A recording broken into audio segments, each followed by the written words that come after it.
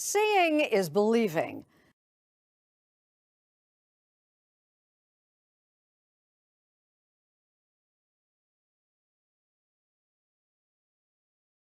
As these globes clearly illustrate, the Earth is round. Or is it?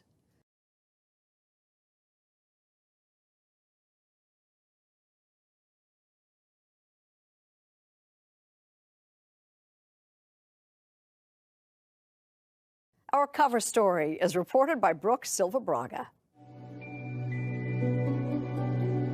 If you picture Earth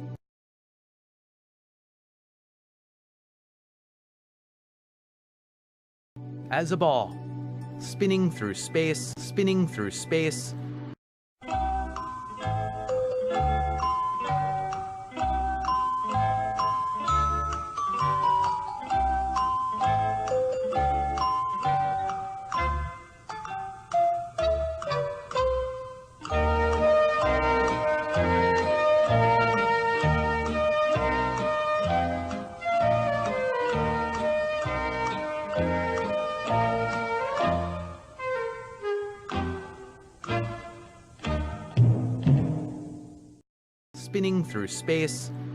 the folks gathered at this park in Arcadia, California, are eager to argue, you're wrong. It's flatter than a pancake. They call themselves flat earthers. They insist the Earth is, well, flat. Curvature, I don't know.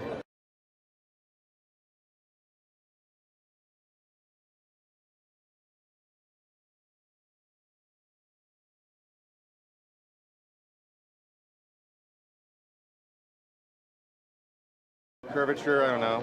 No one's ever seen it. And look at the severity of this drop. I mean, that is massive. And if you're going to tell me that you wouldn't be able to notice that from back here, I would say you're crazy. No one's ever seen it. But as I continue to scan through, you see absolutely no hump, except cheater's hump. No arch, no curve. It's flat. It's flat, folks. Sorry, flat. That's it. Soundly. No one's ever seen it. You can see that here is produced this little, like curve on the effects that produce the heat on the atmosphere. So when I'm looking, for me at least, when I see this kind of image, I see that like this point here, it's, it's the last view clear that we have. From this point back, it's like there is atmospheric distortion. That is very clear. And depends of the weather, you're gonna have like the light bends a lot, or maybe continue in a straight line for a few miles away before start to bending. So it's very, it's very well studied, this phenomena of Fata Morgana. No one's ever seen it. There's the shore on the other side. They do not dip down. 60 feet. They are perfectly level.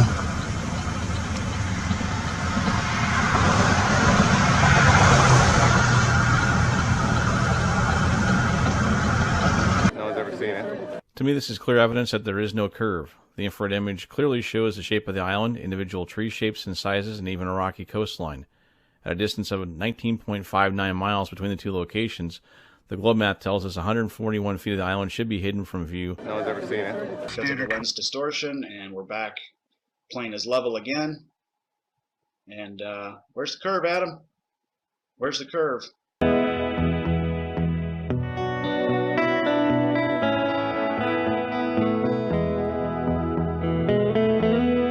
No one's ever seen it. Yeah, we're doing everything flat surface.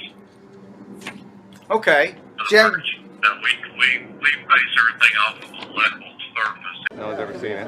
There's almost no dust or solid particles in the Antarctic air, and the prevailing winds blowing off the continent have small moisture content. Consequently, the visibility is usually very good and often exceptional. A fact which, if not appreciated, may lead the observer into serious error when judging distances. An object which may be thought to be but 5 miles distant could well be 30 miles away. And mountains have been sighted at 300 miles.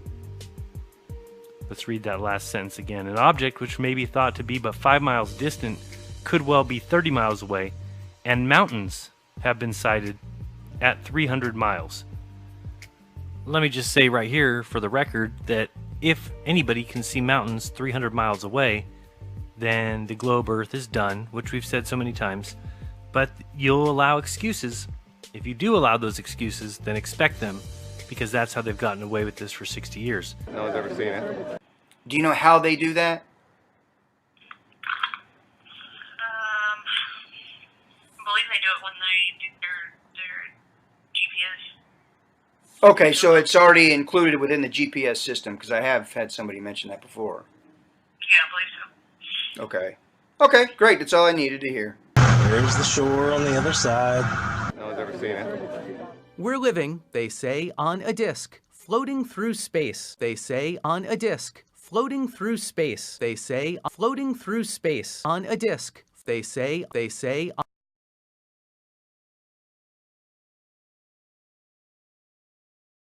with a tiny sun just overhead.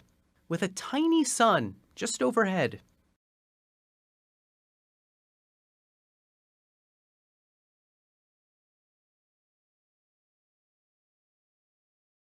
With a tiny sun just overhead. And that's the brand name and make of the solar telescope. Now it doesn't have any zoom on it either. It's locked in at 500 millimeters. And we have shrinkage over here from the noon picture. With a tiny sun just overhead. We're pretty much down to the last minute here of the sunset. And as you can see, it's just a tiny little speck, and it's gone.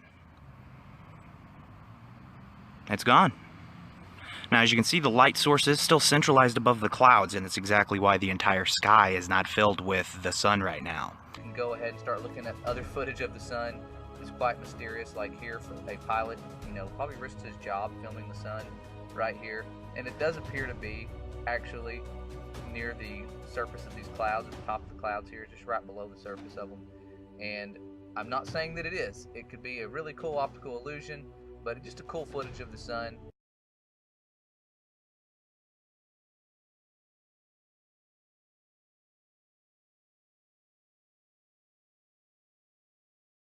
And we have shrinkage over here. With a tiny sun just overhead.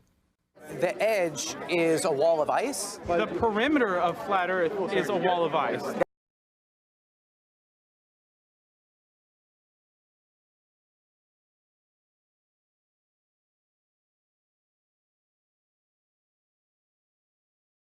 That's what's holding in the ocean. That's what's containing everything. And what's underneath? Well, we haven't dug that deep.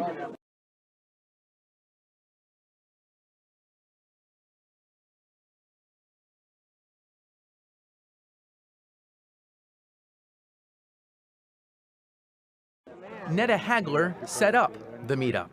It's supposedly spinning at 1,000 miles per hour, but we can't feel it. I don't believe I'm spinning right now, no.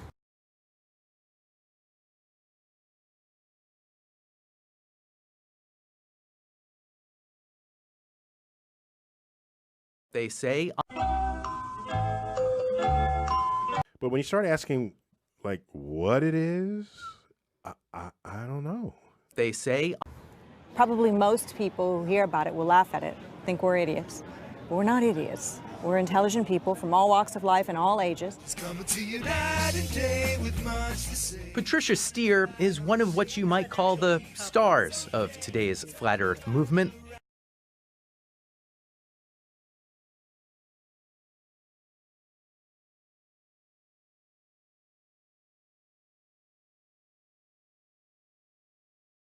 Which mostly orbits around YouTube. Hey cat, catch the chat.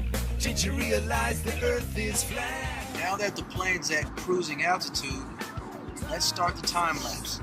Flat Earthers have brought levels onto planes to prove they're flying level.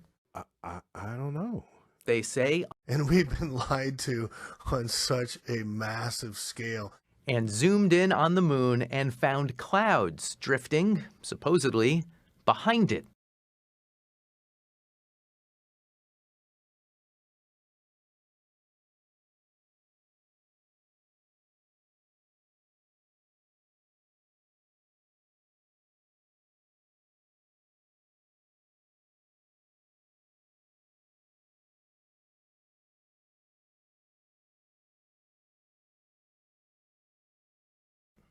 Patricia Steer agreed to play a game of 20 questions, Cosmic Edition.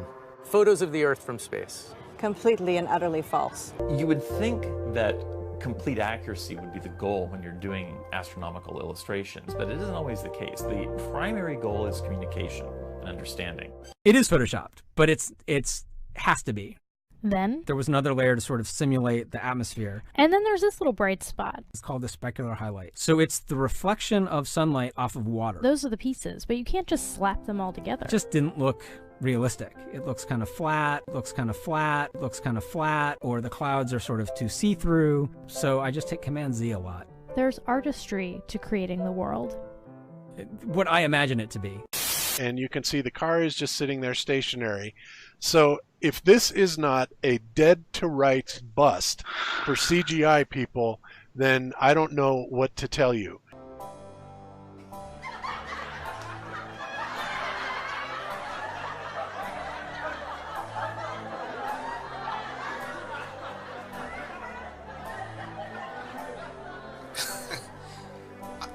Are you seeing this for yourselves? Are you seeing this for yourselves, ladies and gentlemen? This is supposed to be credible information. Is the sun 93 million miles away? No, the sun is not as far away as we've been told, nor is the moon. They're probably about the same size. So I made this diagram just like the one he made for me, okay? And now I'm going to measure the angles in front of you so you can feel more comfortable. Okay? You can check his video to see if everything is correct or not. That is geometry for some people. Now, he thinks that these two lines are going to cross paths in 93 million miles, or at least somewhere close, right? Now, let's measure the angles real quick.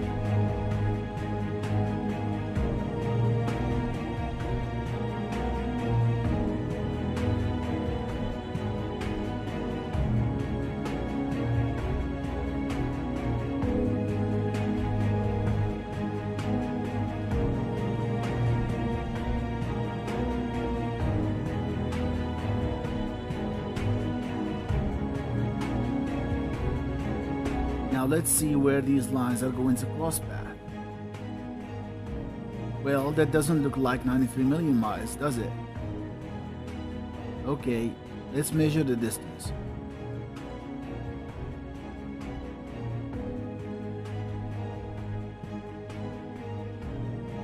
Wow, that is just 250,000 miles. Come on, man. How about those photos of the astronauts who look like they're floating around on the space station? Completely fake. Harnesses, wires. In this scene, Chris Hadfield bends down in order to adjust something, and you can see on the back of his shirt a couple of upticks on either side where you would expect wires to come in on either side of that harness. I definitely haven't mastered it. I'll give you a trial and I'll show you just how bad it is.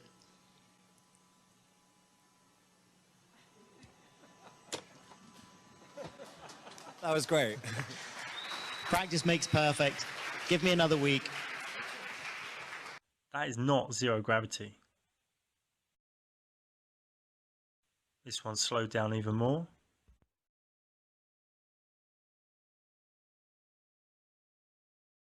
I'll show you just how bad it is.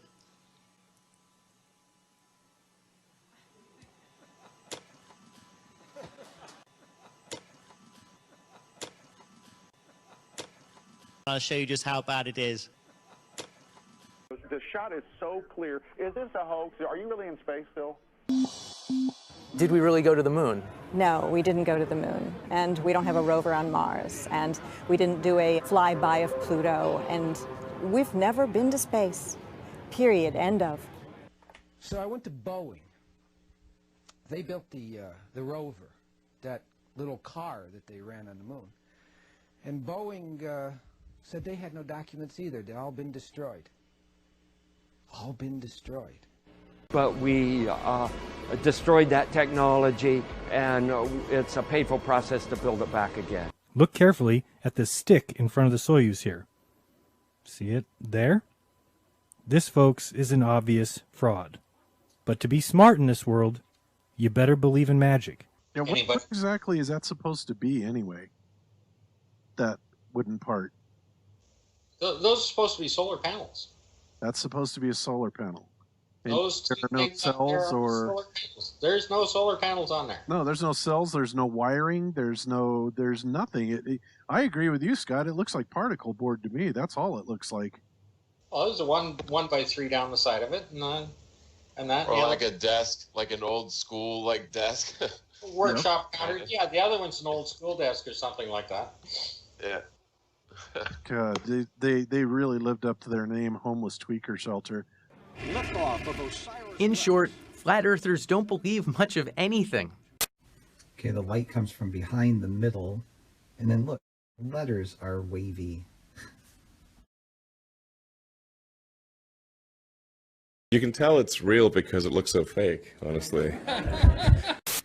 And did you know that steam burns? And did you know that rocket exhaust makes steam all the way up to fake space? Look, if it were producing thrust, would that steam just float up in a leisurely way? Or the steam that's coming out of the back of the rocket, would it just hang in the air and not be pushed down? It's laid down at the rate at which the rocket is rising. How do you get thrust out of that? Don't believe much of anything. So if this is a rocket, why is the exhaust igniting at maybe 10 or 20 yards behind it? How can that produce thrust? And if it's throwing out the rocket fuel and it's not even igniting till it's that far back, what good is it? And it just looks to me like those are just regular jet engines. Hence NASA Jet Propulsion Laboratory and not, NASA Rocket Propulsion Laboratory. Because rocket science isn't science.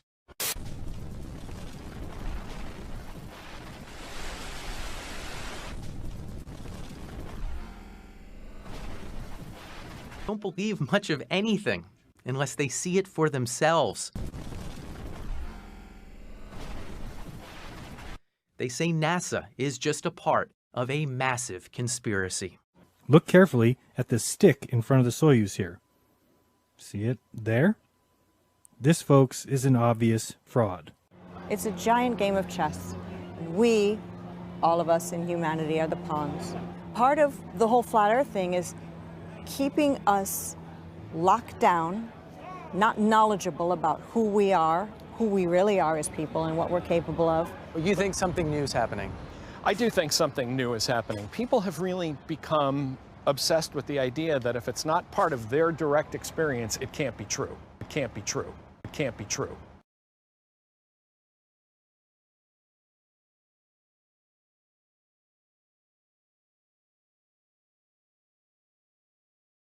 Tom Nichols takes a dim view of flat Earth.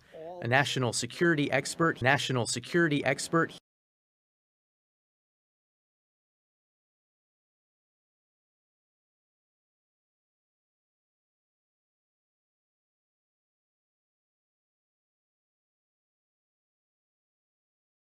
He teaches at the Harvard Extension School. You remain champion. He also won Jeopardy! 5 times.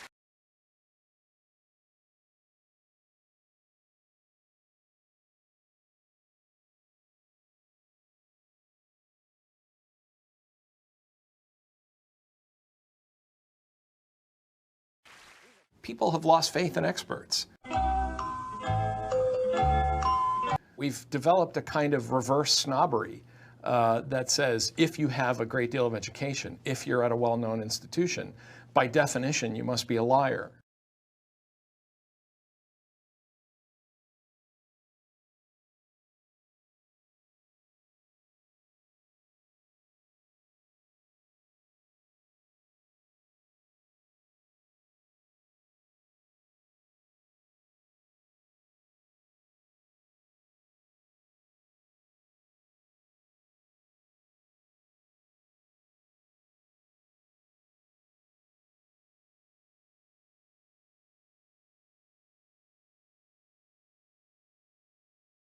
Nichols poured his expertise into a book about the death of expertise. Oftentimes, younger people will say, well, the internet is just a big library. That's wrong. The internet is a big dumpster. There's no guarantee that anything you find on it is true. It's more democratic, isn't that good? No, when it comes to knowledge, more democratic is not good.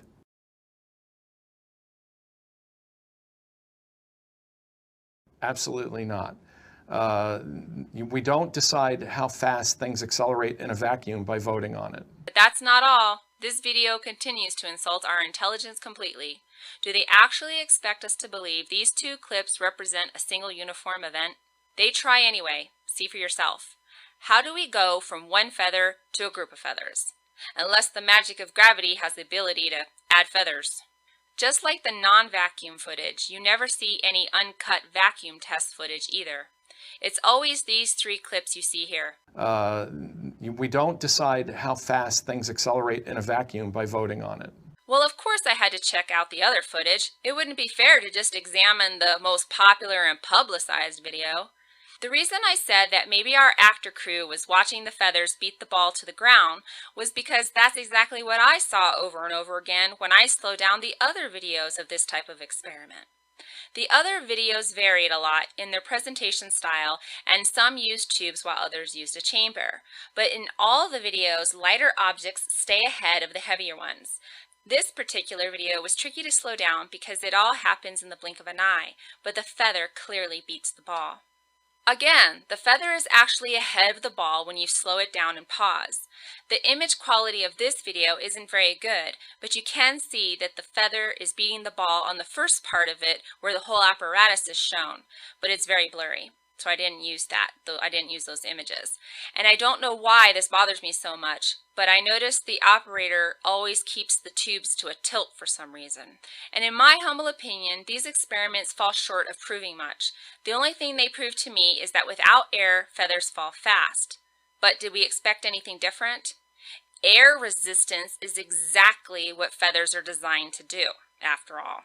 In this video, the tube is flipped twice, if I remember right, and one of those times the hammer object was actually on top of the poor feather. We don't decide how fast things accelerate in a vacuum by voting on it. Even in this video, the feather is now ahead of the heavier ball in vacuum. It seems from my observations of all these videos that a vacuum chamber changes the game to such a degree that feathers actually beat their heavier companions with consistency. I don't understand why this is not addressed. Surely I'm not the only one noticing this, right? Now if you do some searches, you will find, if you look for Thomas Townsend Brown on YouTube, you will actually find some laboratory videos.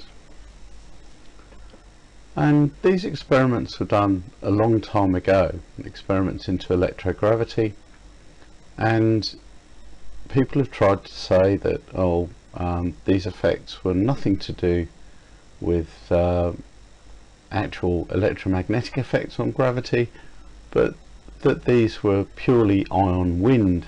That is to say, the air is moved from one terminal to the other, creating lift or creating propulsion. Now, as part of these experiments, you will notice the use of a vacuum chamber. There it is. And when these experiments were done, obviously a paper was actually published and it was immediately classified. And these studies have been done time and time again by various different people.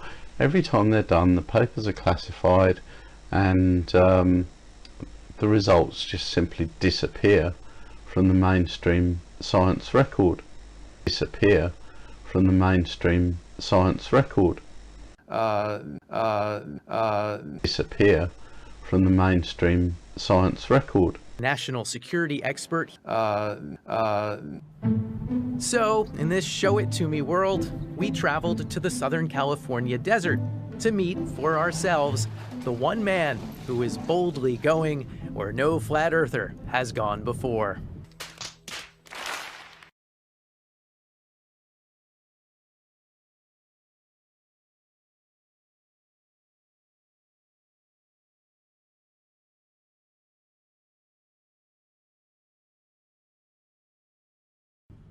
I am their best hope. I am the best hope to prove to Flat Earth. I'm the best hope to prove the flat Earth.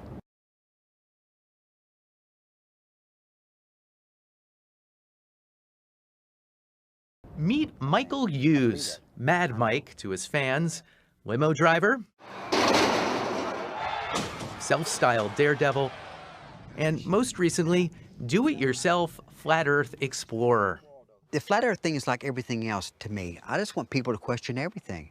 Question what your congressman is doing, your city council. Question what really happened during the Civil War, what happened during 9/11. And that rocket, sitting outside his house, Mad Mike built it himself. How does one go about finding out how to build a rocket? More trial and error. That's a bunch of it, you know. And after you don't get a lot of second chances, though. No, you don't. The rocket business. Yeah, especially when you're about 1,800 feet up. Let's go! Let's go! You know, these things are not easy to do. This past March, Mad Mike actually climbed into his steam-powered rocket and set off to see what he could see.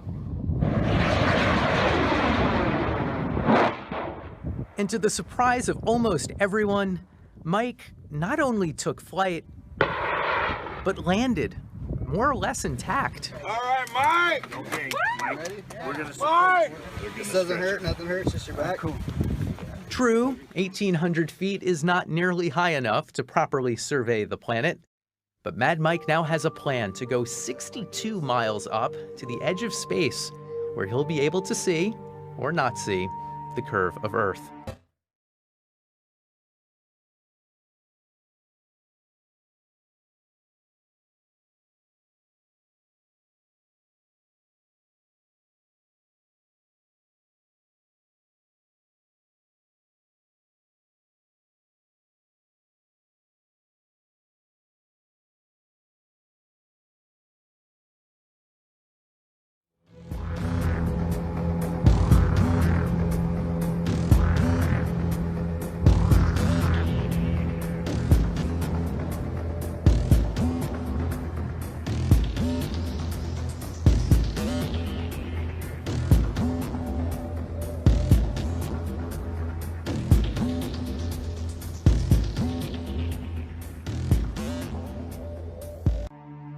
This model, hanging in his house, shows how he hopes to strap himself to a contraption involving balloons and rockets and blast off.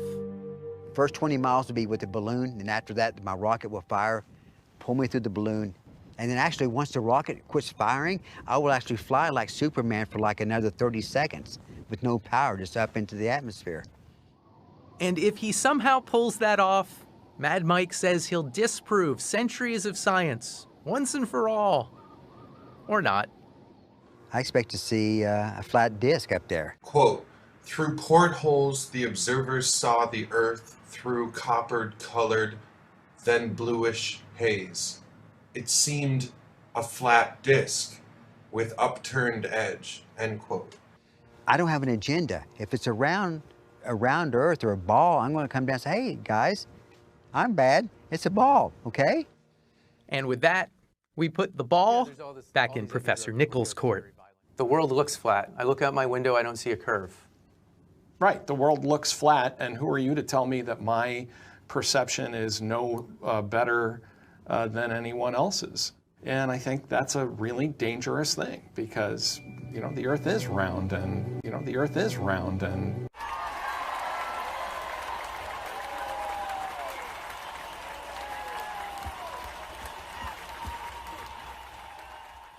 Conclude this point by saying that you've accepted that it was based on an assumption. Do you still maintain that position? Well, it's the standard model of the Sorry, world. the standard model has no scientific backing. It is an assumption, correct? Well, it's the standard model. Sorry, the standard model has no scientific evidence. You only assume a value of R. Correct, Mick? For crying out loud, man. Yeah. Right. Correct, Mick? For crying out loud, man. Yeah. Right. You know, the Earth is round, and you'll learn that the hard way if you try and fly an airplane. Where's the curve, Adam? Where's the curve? I don't know. You'll learn that the hard way. Okay, so if we take and bring in the two images, the two still images I took out of the PBS special there. Bring them in here, and they can tint one of them. This was the two images I brought in. One had a helicopter and one didn't. We were watching the helicopter go below the water line there in this sequence. And in both sequences we saw these birds flying by. So I tinted this one green so they're a little bit different. And I'll take and overlay this one on that one. And then we play with the opacity a bit. Can you see what's going on here? You've got the three birds and you've got the same features in the water at that moment in time. Yeah, same features in the water, and when you actually look at it playing, the wave patterns are even identical in the water. But he's going to get to that here, so let's keep going. Okay. The only thing changing is the helicopter. How could that be? How could that be indeed? It's changing, right? Right? So all I did was that. How is that possible? It's because it's photoshopped. It's obvious video manipulation. It is photoshopped, but it's has to be. You'll learn that the hard way. They're calling this science. I don't know. Try and fly an airplane.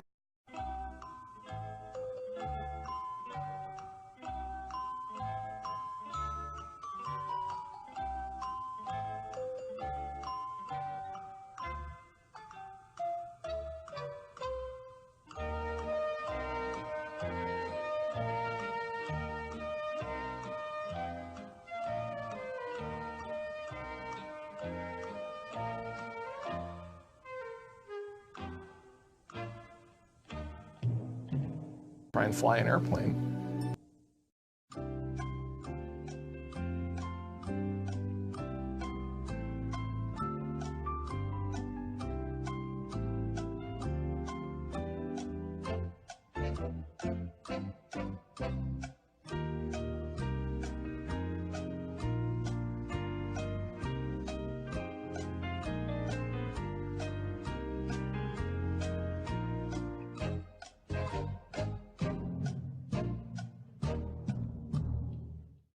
Try and fly an airplane. He's cherry picking evidence. That is exactly correct.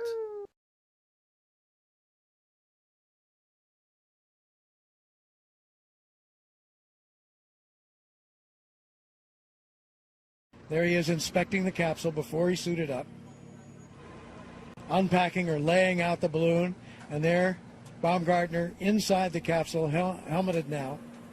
No, not inside the capsule. He's still going in from his trailer and being lifted now on that lift up to the capsule and then going in the capsule. All of this earlier today. This was as the sun rose over Roswell. Maybe 30 seconds after he swings drops wildly. off. He will gradually at the beginning he has no control at all, but toward the 30-second mark he begins to get a little control. Swings He'll try to wildly. put his head down. The door's not coming in. Well, put the dump valve all the way to the rear. Put the dump valve all the way to the rear. And swings wildly. There it is. There's the world out there. The door has opened. Roll the door open. To a camera that is swinging wildly under a balloon. The Red Bull jump. And with that, we put the ball back in Professor Nichols' court. Looks flat. The dump valve all the way to the rear. Put the dump valve all the way to the rear. There it is. There's the world out there. Try and fly an airplane. You'll learn that the hard way. Try and fly an airplane. You'll learn that the hard way. Try and fly an airplane. Looks flat and... The only thing changing is the helicopter. How could that be? How could that be indeed? It's changing, right? Right? So all I did was that. How is that possible? It's because it's photoshopped. It's obvious video manipulation. It's has to be. No one's ever seen it. There's the shore on the other side. Looks flat. And it's has to be. Flat and...